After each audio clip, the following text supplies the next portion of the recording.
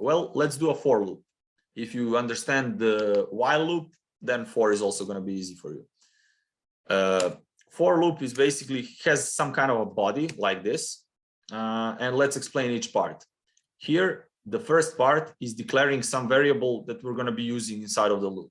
It's usually called I because of English, because iterator means iterates through something. Everything in programming kind of makes sense, you know. So I is the most commonly used name. We can use any name that we want. We can use counter. We can, I mean, you can use anything. It's just a regular variable, just like any other old variable, but it's usually I. So let's make it counter just to, you know, show you. This first bit is declaring a variable that you're going to be using. And you can see it has a semicolon, and then there's a second part. Second part is the condition. So counter starts at 0. You can imagine this as like initial conditions. This gets run only the first time. This gets checked every time. And this is the part, what are you doing with that counter? Basically, for loop, while loop only has this part, and you have to do everything else inside of the body or before it. And for loop just packs everything into these brackets. I don't know if it's easier for you. You can live your entire life without ever using a for or ever using a while. Everything that can be done with for can also be done with while, and vice versa. You know, but sometimes it's just more natural to use one rather than the other. So basically, the code that would do the same thing in I'll just do both. Let's just print out first 10 numbers. Print out counter, and I'll just run this now. And you can see it prints out from 0 to 9. That's not really what we wanted. We wanted it to print out from 1 to 10. So let's do 1 here, and let's do equal to 10 here. And don't be afraid to play around with these conditions. You can do whatever you want here. I mean, it's your code. So you can do less than or equal. You can do less than, and then put 11, you know. Let's just ask the user how many numbers he wants to print out. Int limit equals scanner dot next int. Just so it's not the same every time. And let me show you this. So let's ask the user, and let's not print the numbers one below each other, but let's just print them all in one line. So how many numbers you want to see? 20 numbers. Okay, that's it. Now we could have done it also like this. It's all up to you. So do you want the counter to be less than limit plus 1 or less than equal limit? This looks nicer to me, but it doesn't have to be the same to you. You can do whatever you want. Also, do you want it to say counter plus plus or counter equals counter plus 1? It's all up to you. You'll just get used to this. I mean, you'll see this a lot later in your coding career. So maybe best to get used to this right now. We could have also, for example, wanted to print out, I don't know, like every second number. In that case, we would do counter equals counter plus 2. It doesn't always have to go up by 1. I mean, why would it? And now let's bring back the print line because we want to see. So if we run this now, oh yeah, it's waiting. Why is nothing happening? We want to print out numbers up to 20. And you can see it printed out all the odd numbers because we started out at 1. If we started out at 0, it would have just printed out even numbers. So let's say we had a task to print out odd numbers. How would we do that? Well, basically starting out at 1, increasing the counter by 2. What's the other way that we could have done it?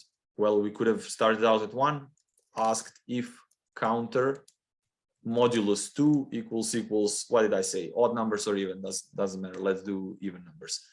If counter, okay, let me just explain this. This is the other way that we could have done it. We're now going up by 1, but we're only printing out if when dividing by 2, this is the modulus operator. So it will give you the remainder when dividing. So if there's no remainder, basically, when dividing by 2, if the remainder is 0, that's an even number, right? So modulus operator, just a quick recap, for example, 10 modulus 7, what's that? Well, that's equal to 1, but we have a remainder of 3, right? Or like, I don't know, like 52 modulus 7, that's equal to 7. 7 times 7, 49. So the remainder is again 3. you know, that's how the modulus operator works. So you can, of course, use it to get even and odd numbers. So this is one way we could have done it. Let's run.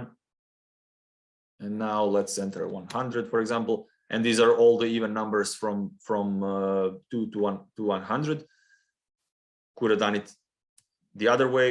I mean, there's always like a million ways to do something in programming. Could have just done it like this, counter +2, or even plus equal to. And let's do first 50. And now we get odd numbers. Why? Well, because we started off at 1. If we start off at 0, it'll be even. Again, let's do first 30 numbers. Okay. So this is your for loop. The first bit is for declaring some variable that you're going to be using. The second bit is for giving a condition, right? When does it stop? And the last bit is for just doing something with that variable, you know, increasing, decreasing. Let's do that countdown timer example. I is going to start off at 100, for example. I as long as I is greater than 0, we're running, and I is going to be decreasing. I minus minus. It doesn't always have to increase, right? Let's print out I,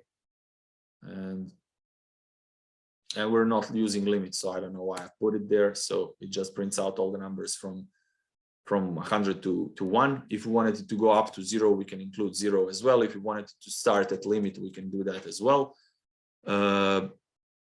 Let's run this now. Let's do 55, and it just prints out all the numbers. If we didn't want it to go down by 1, we can say I mean minus equals 5, and now it'll just print out every 5th number. It'll go down by 5, 30, 30, 25, 20, 15, and so on. We don't even have to just add and multiply. We can divide. Let's divide. Basically, anything that will get our condition false at some point. You know, let's do 100. Oh my God, what happened? What did we do? Well, it's printing out 0 forever. And why is that? Let's. Can anybody tell me? This is a good example of an infinite loop. And if anybody knows the answer, why did we get an infinite loop, please write it in chat.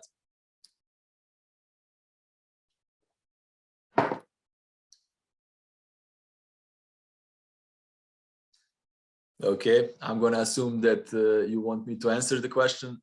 I did not type 0. I said I. Basically, let me just type this in another way. It'll still produce the same result. If I run this now,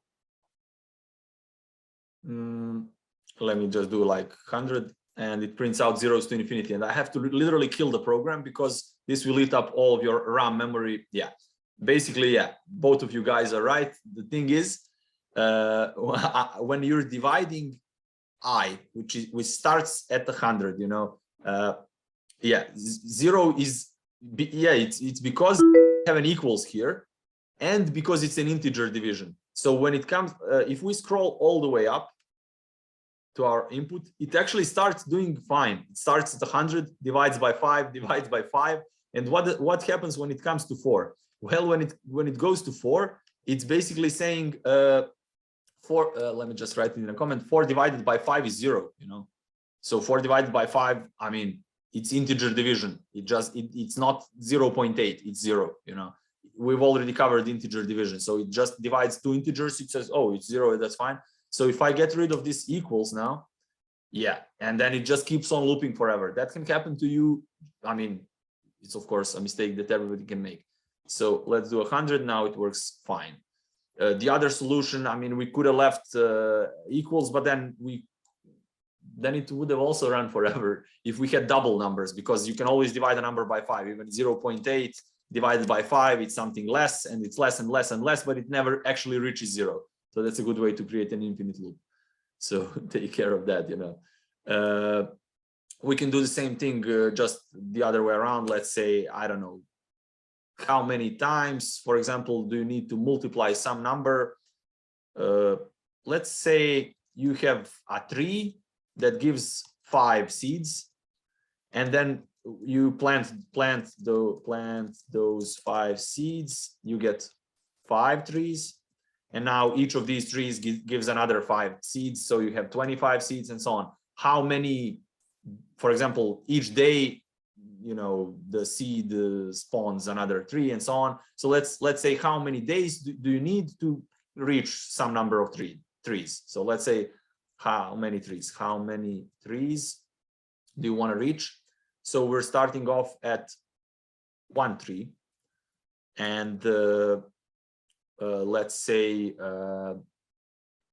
as long as, let's rename I because it will be easier. Num of trees. So number of trees. And each day, number of trees is basically multiplied by 5, right? Because first day we have 1 tree, the next day we have 5, the next day we have 25, because each one gives 5 seeds, and we plant them and immediately they spurt. And I mean, those are just some random trees that can grow in a day and give us 5 seeds each, you know. Let's not stress about how that works in biology. This is programming. So how many days do we need? Let's print out number of trees, for example, each day. And let's just check this out, and then we will add onto our program the days. And I urge you to incrementally do your programs. I always do a little bit and then run it to see what happens, and then like do another little bit. I mean, let's just see if it works properly. Then let's say we wanted to reach 900 trees, and this is how it would go. First day a 3, second day 5, 25, then 125, then 625. Okay, and after that it just reached, you know, because the next number is way greater than 900, so it just stopped executing, right? So if we wanted to print out how many days we needed, let's do a variable int days equals 1. Let's say, let's first print out the number of day and then plus days. So on day 1, we will have this many trees. Let's run this. Let's say we wanted to get like, I don't know, 9 million trees or whatever this number is. Okay. And it just keeps on printing day 1. Why? Well, because of course we forgot to increase the value each time, right? Let's do some huge number of trees, and it starts off at day 1 we have 1 tree, day 2 we have 5 trees, day 3 and so on and so on. At day 13 we have reached some number of trees that's greater than whatever number this was. Or is it? Let's compare them. Let's paste this number here and let's check them out one by one. Oh my god, one side by side, I wanted to say. So this is actually not greater than this. They have the same number of digits and this starts at 2. Why? Why is this?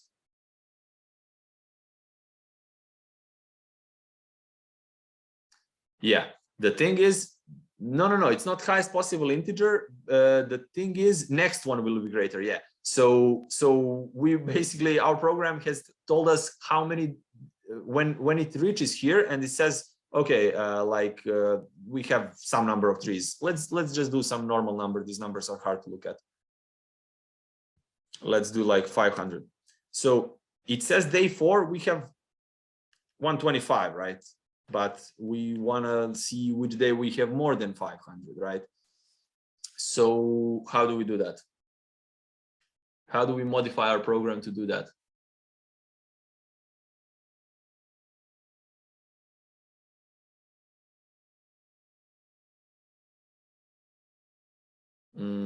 There is a couple of things that we can do here. We can simply, one thing that we can do, if we only care about the days, we can just print out the days at the end. And that would probably print out day 5 as well, because days gets increased, or it wouldn't. Yeah, it would. It would print out 5, because days would remain at 5 the last time, you know, because we print out day 4 and then we print out the number of trees and we also increase days to 5. So this is one solution, but it's not really a nice solution. We also want to see how many trees we have. So we want this to run one more time. Yeah, we can after the loop. Yeah, but let's try to do it inside the loop.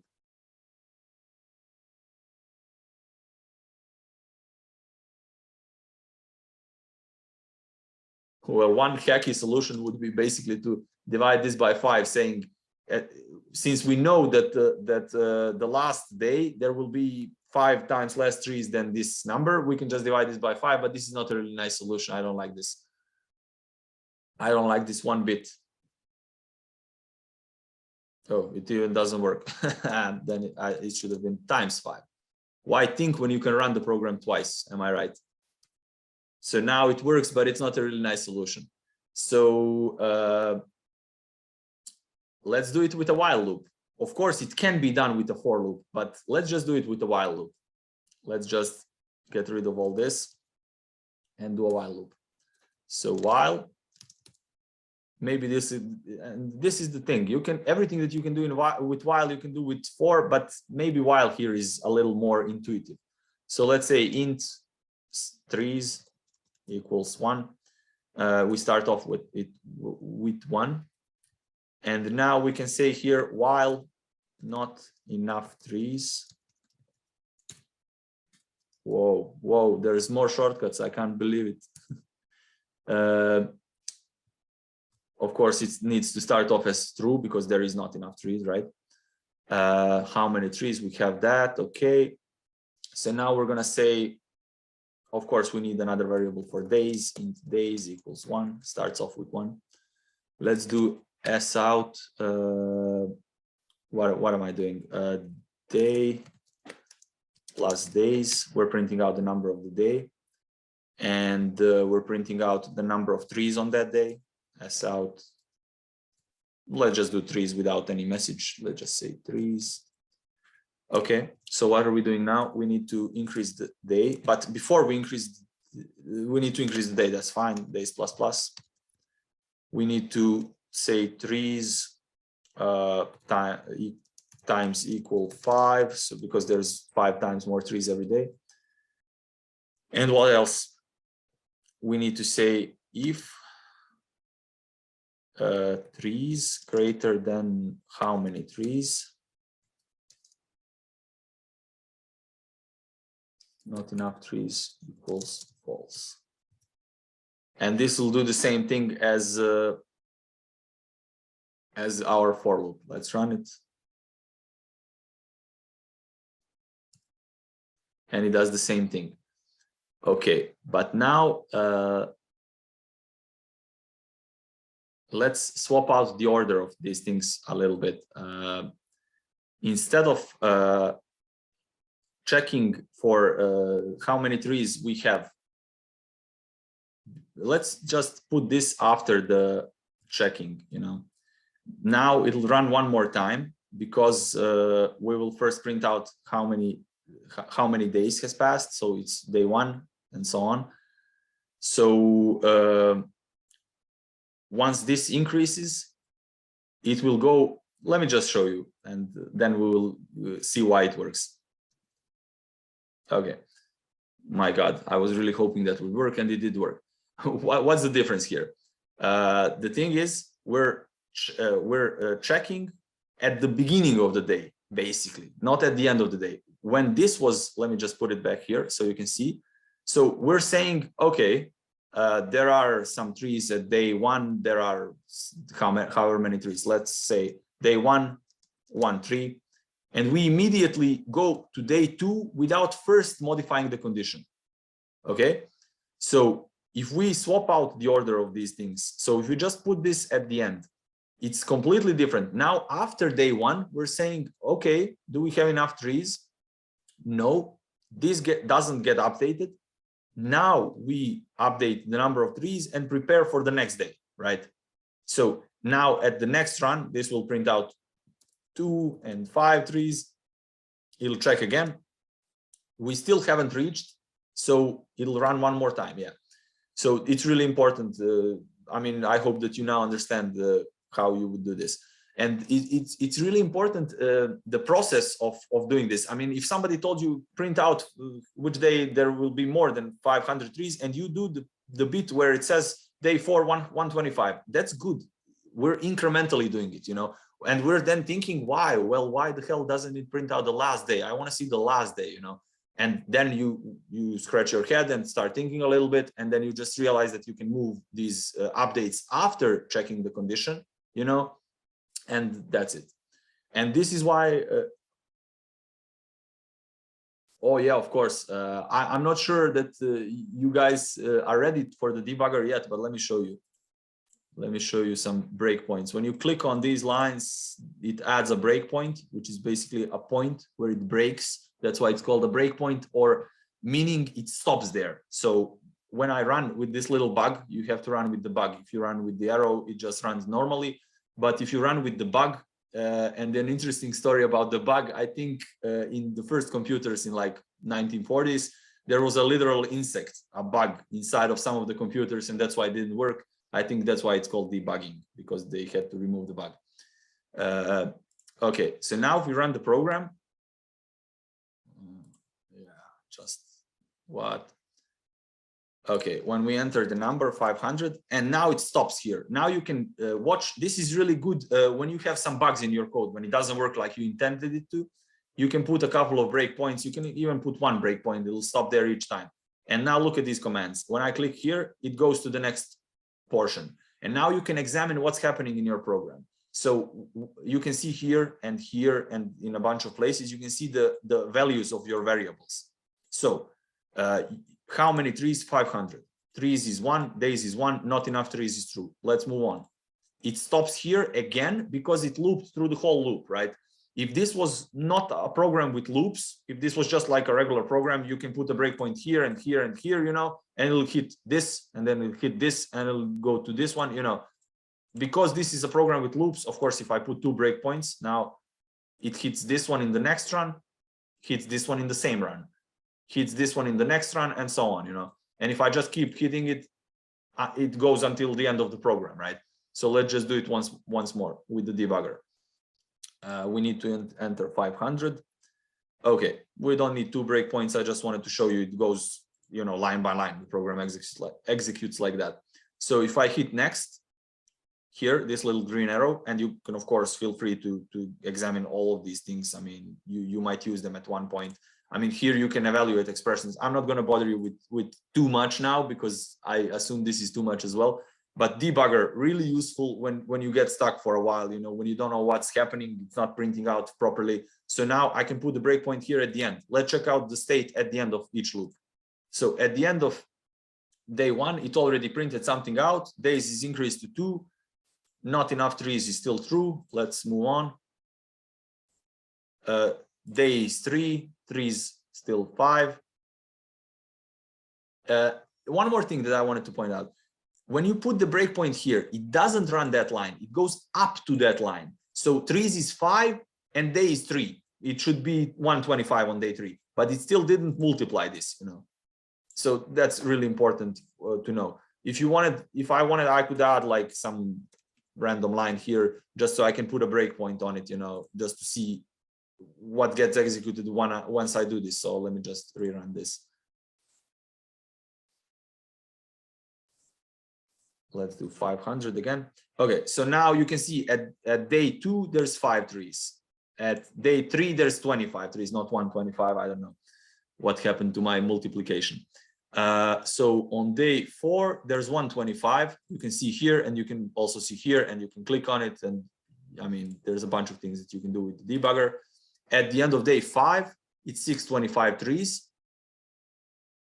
And now it even goes to day 6, but it will not print this because it will just, you know, it prints at the start of the loop. But now not enough trees has become false. So now when it comes here, it'll just, you know, exit the loop, and that's it.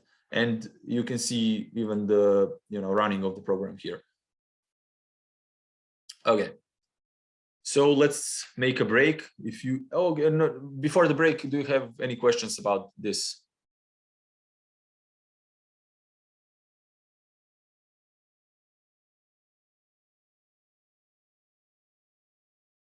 Okay, let's say that everything was super clear then.